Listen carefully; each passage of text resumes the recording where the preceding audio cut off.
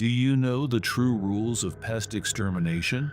Not the official operations manual, but the real rules? No. Then you're lucky. But now that you're hearing this, you'll know the rules too. And once you know them, you can never forget them. My name is David Miller. 3 months ago, I broke all 8 rules of Northern Extermination Services for my life. But this is the result. Even now, as I type these words, I hear them. The scuttling, the dragging, and the occasional low moan. I've complained to my neighbors, but they say they hear nothing. I called a plumber, and they said there was nothing in the walls. But I know. It followed me from that house. Before I tell you what happened 3 months ago, I want you to know who I was. I was an ordinary guy, a typical 32-year-old with no problems other than debt. I dropped out of college, drifted from job to job, and eventually ended up doing day labor on construction sites. I didn't believe in the supernatural. I was the kind of person who scoffed at horror movies. Now, every time 3:17 a.m. rolls around, I break out in a cold sweat. It always starts when the clock strikes that time, as if time itself is connected to that house. It all started 3 months ago with that yellowed newspaper job advertisement. Pest exterminator wanted urgent, just 3 lines, with a single phone number. The paper was old, the ink blurred, as if it had been waiting for someone for a long time. The call connected on the first ring. The person didn't even ask my name, just the address, the time, and a warning. Don't come if you can't follow the rules.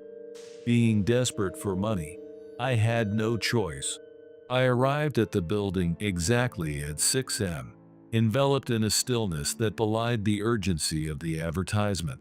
It looked like an old warehouse with no sign and eerily quiet. Only the crunch of my boots on the cracked asphalt broke the unsettling silence. The windows were covered, but a dim light seeped from under the door. Once I knocked, the door opened immediately, as if it had been waiting for my arrival. The smell of ammonia inside stung my nose.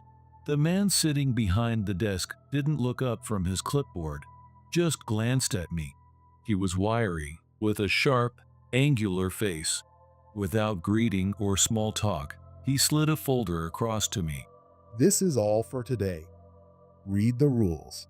I opened the folder, and there was just one sheet of paper, typed in uneven lettering.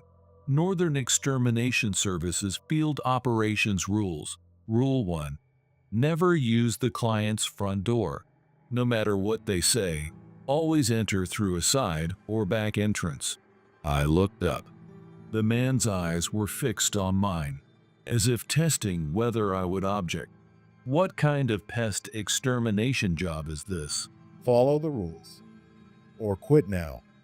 Either way, there's no second chance. There was something in his voice that assured me this wasn't just a threat, but I needed the job. So I nodded. He handed me a jumpsuit, a toolbox, and a list of addresses. First job. Don't contact me unless it's an emergency. Rule 2. Refuse any food or drink offered by the client. Never touch anything not in your toolbox. Rule 3. If you hear sounds moving in the walls or catch unfamiliar glimpses out of the corner of your eye, do not investigate. Rule 4. If you encounter a talking animal or pest, simply say, "This house is undergoing extermination," and leave the room. Rule 5. Check all closets, even if the client claims they've already been inspected. Rule 6. If unusual nests or eggs are present, burn them before removal. Do not attempt to preserve samples. Rule 7. Complete your work by sundown, no matter what. Rule 8. Never return to the same house twice. I stared at the paper. I instinctively knew these weren't the rules for a normal pest control company. This was a survival manual, At 7:35 a.m., I arrived at the location. The residential street was enveloped in silence, an abnormal silence. No children's voices, no passing cars, just silence. The house was an old Victorian, with peeling paint and curtains that looked like they hadn't been moved in decades. A cheerfully fonted mat saying, "Welcome," lay at the front door, but I headed for the back entrance as instructed. The back door opened surprisingly easily. The air inside was heavy and warm, with a faint metallic scent that tickled the back of my throat. Pest control. No one answered. My toolbox felt ridiculously light. I walked down a cramped hallway, almost suffocating from the cluttered furniture. Piles of newspapers, cupboards stuffed with glass bottles, and an old radio crackling with static in the corner. And then I saw it. The front door. I shouldn't have reached the front so quickly. I shouldn't have been near the front of the house yet. But there it stood. The welcome mat was gone, replaced by something like burlap, damp and moldy. I stopped. Something softly scratched from the other side of the door, and then the air shifted, as if someone was leaning against the door. My first instinct was to reach for the doorknob, but Rule 1 flashed in my mind. Never use the front door. The scratching stopped, replaced by a slow, deliberate knock. "Who's there?" The words were unstoppable. There was no answer, just another knock, and then silence returned. I backed away, my eyes fixed on the door, until I was sure I heard nothing more. As I moved deeper into the house, it initially seemed like typical pest damage. Droppings scattered along the baseboards, small holes drilled into the walls. But in the kitchen, I found it. A plate sat on the table.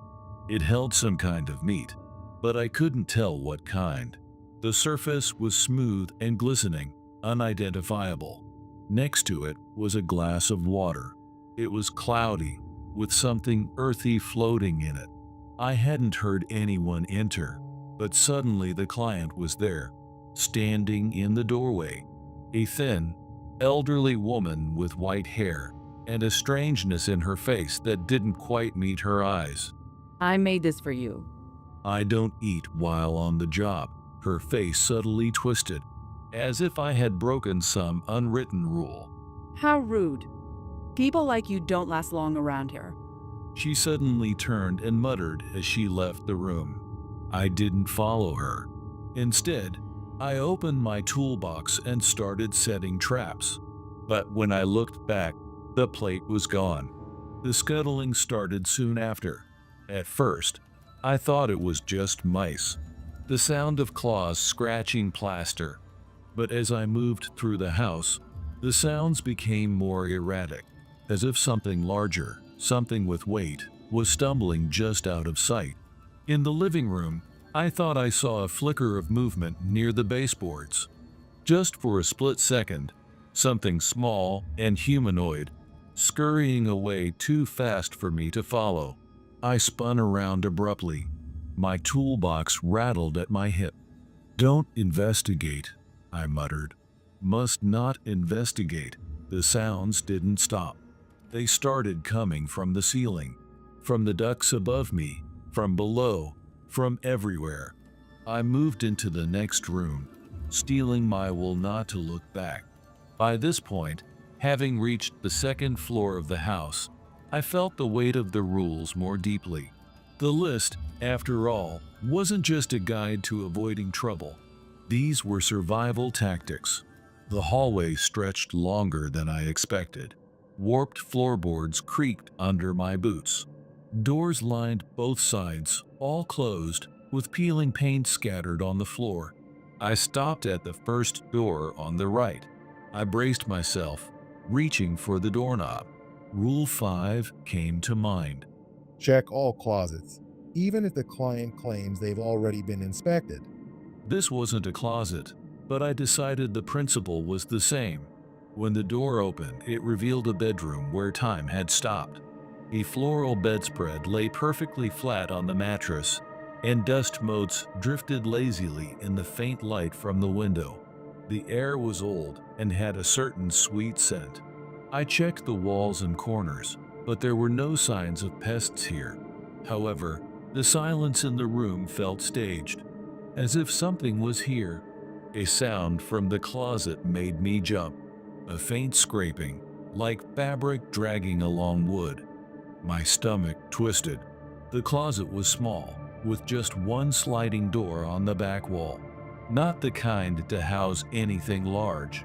I took a deep breath, crossed the room, and gripped the edge of the closet door. With trembling fingers, I slid the door open. It was empty. Only a single coat hanger swayed silently on the rail. No pests, no nests. But the scraping didn't stop. Now it was softer, coming from deeper inside, impossibly deep, considering the visible back wall of the closet. I didn't approach. Instead, I slammed the door shut, turned on my heel, and left the room. Back in the hallway, I felt something cold touch the back of my neck. I spun around. My heart pounded, but the air was still. However, the bedroom door was no longer open. It had closed behind me. The doorknob vibrated slightly, as if pushed. The third door led to another bedroom, and this one was different again. The bed was stripped, the mattress propped against the wall. Debris lay scattered across the floor. Broken wood, scraps of insulation, and a thick, sticky layer that clung to my boots. The walls were riddled with holes, some as small as coins, others large enough to fit an entire fist. I knelt to inspect one carefully, being careful not to get too close. The inside of the hole seemed to pulse, as if it were breathing. A faint clicking sound echoed from somewhere inside, growing louder as I approached. I recoiled in disgust, quickly pulling away. My boots slipped slightly on the sticky grime on the floor. I need to burn these nests, I thought. Rule 6 was clear. If unusual nests or eggs are present, burn them before removal. But my toolbox contained nothing to burn with. No lighter, no accelerant, just regular traps and spray. I was almost frustrated, but I decided I shouldn't act on my own. I decided to finish what I could and report to the man who hired me. He didn't seem the type to appreciate excuses, but I wasn't going to break a rule I didn't fully understand. As I left the bedroom, a sudden thud echoed through the entire house. A low, heavy sound, as if something huge had landed below. The whole floor seemed to vibrate. I hesitated at the top of the stairs. Looking down into the living room, it was shrouded in dim light. Furniture cast shadows across the room. I didn't want to go back down. Whatever had caused that sound, I was sure it wasn't a normal bug, but I couldn't stay up here forever. Gripping the railing tightly, I slowly descended, my ears straining to pick up any sign of movement. At the bottom of the stairs, the air felt different, smelled different. The kitchen light flickered as I passed. The bulb hummed faintly. I faced forward, ignoring the faint scuttling from the baseboards. As I was about to enter the living room, I heard a voice. "Why didn't you check?" I stopped. The voice was low and raspy. It sounded aggrieved. It came from somewhere behind me, but when I turned, there was nothing. Just the same kitchen. "Who's there?" Silence. Then, after a pause, the voice spoke again. "You missed one." Who was this? I had been alone in the house this whole time. The old woman hadn't reappeared since our brief encounter in the kitchen, and the voice didn't sound like hers. It was wrong. Too layered. I backed into the living room, my eyes scanning the space. The sofa sat large in the center, its faded upholstery worn with age. The TV screen was dark, but the reflection on its surface unsettled me.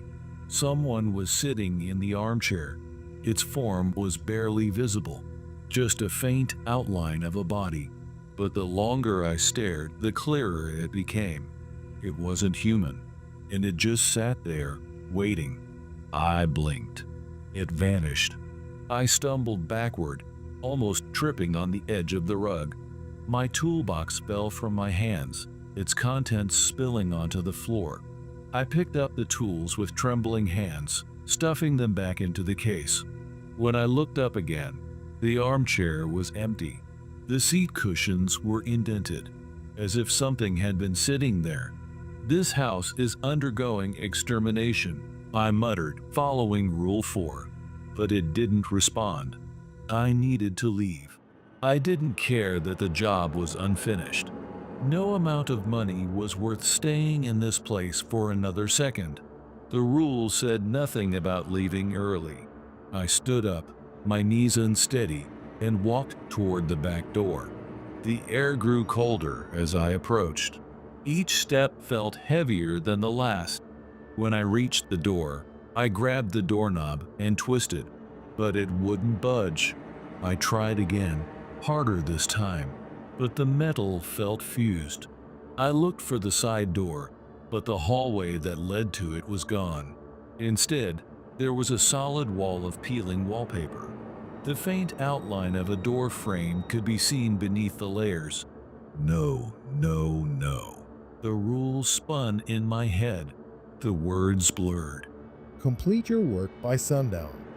Never return to the same house twice. But what if I couldn't leave? The scuttling sounds returned, louder now, coming from everywhere around me. The walls, the ceiling, even the floor beneath my boots. I backed into the living room, turning my head in every direction as the sound surrounded me. I needed a means, anything to regain control in this nightmare. My toolbox was my only anchor, the only symbol of normalcy in this nightmare. I knelt, opened it, and pulled out the strongest insecticide I could find. It wouldn't stop whatever this was, but it might buy me some time. The scuttling grew louder, and then, without warning, it just stopped. The silence was deafening. I remained crouched on the floor, clutching the spray can tightly. When I finally stood up, the house seemed to have changed. I half expected to see that figure reappear in the armchair, but it was still empty. And then I heard it, a soft, wet dragging sound across the floor. It was coming from behind me. I didn't turn around. I couldn't. My body was frozen. The sound grew louder until it was right behind me. A voice whispered in my ear. You didn't follow the rules. I stumbled forward, almost dropping the spray can. The voice wasn't just close to me. It felt like it was inside my head. My legs felt like lead, but I forced myself to move. The only thought in my mind was to escape. The walls seemed closer. The narrow hallway leading to the stairs seemed longer. And then I heard the scratching. Faint at first, like claws on wood, but it grew sharper. It sounded like it was moving just behind the thin layer of plaster. Something in the walls was no longer trying to hide.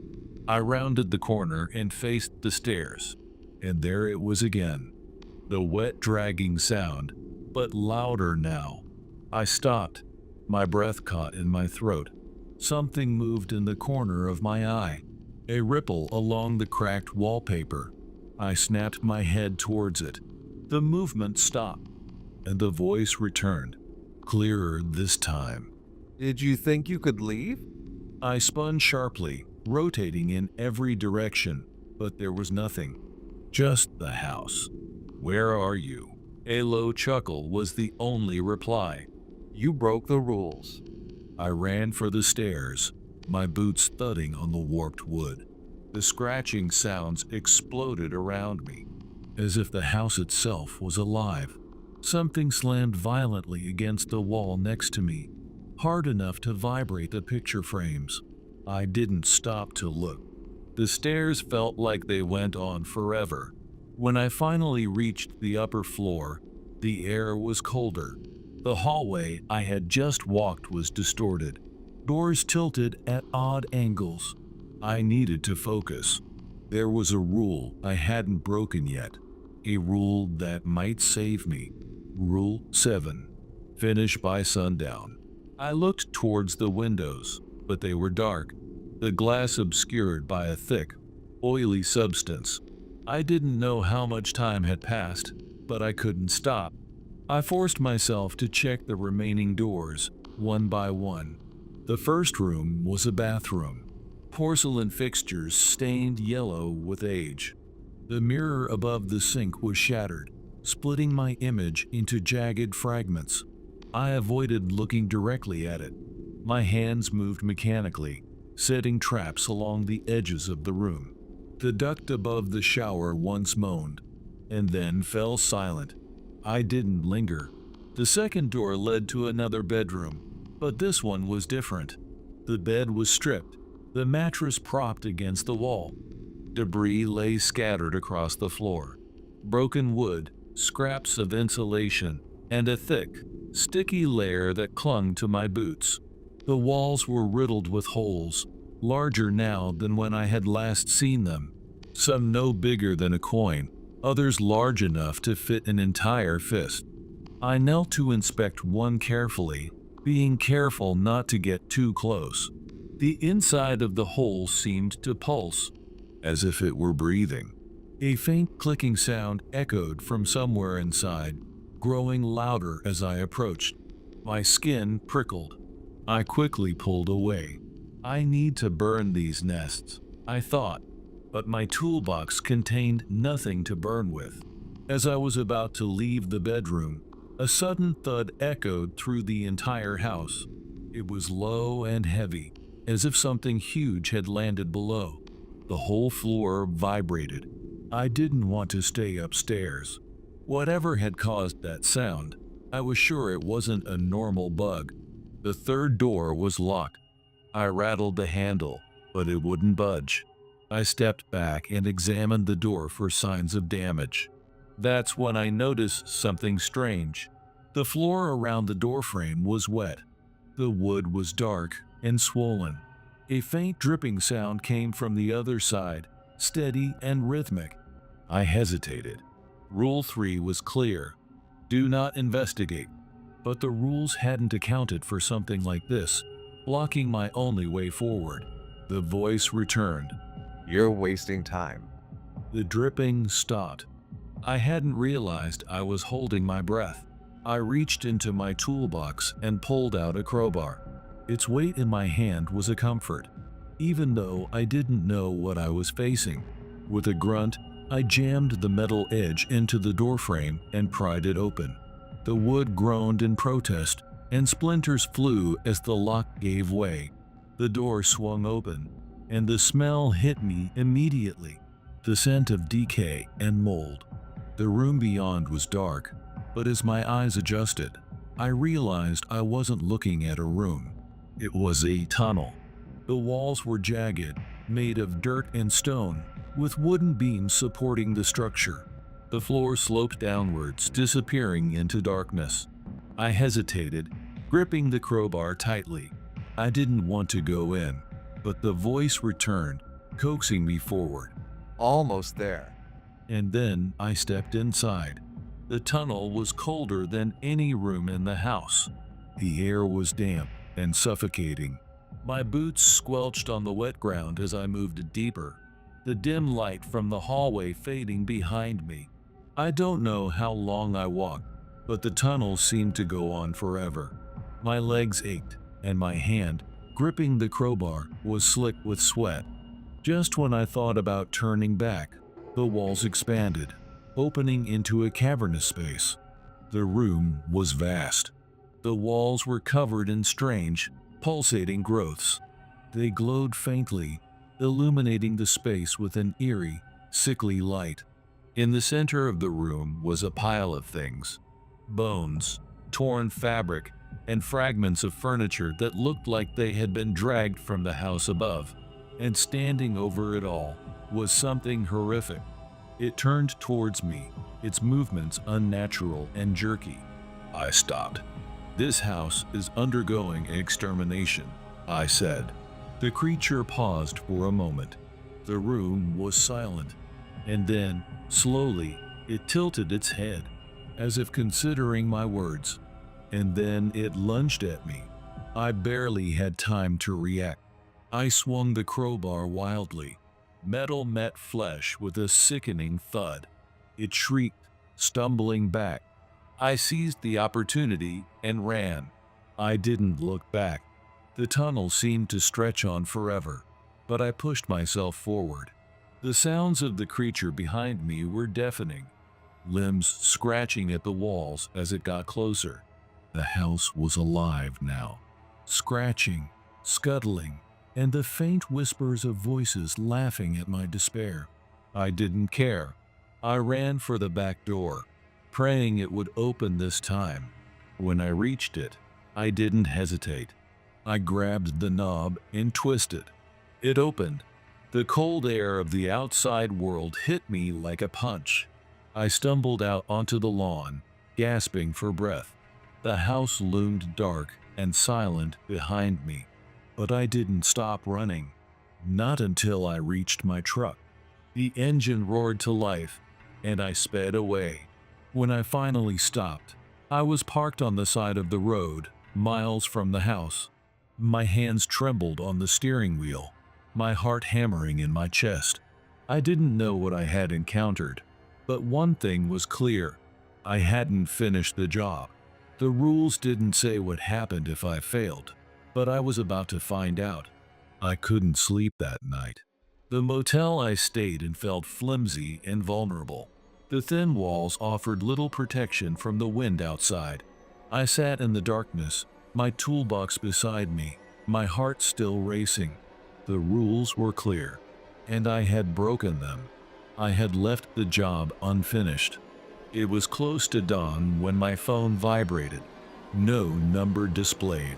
I didn't want to answer, but something deep inside me compelled me to. My hand trembled as I pressed the screen to my ear. You didn't finish the job. The voice was low and gravelly. It wasn't the man who hired me. It was something far worse.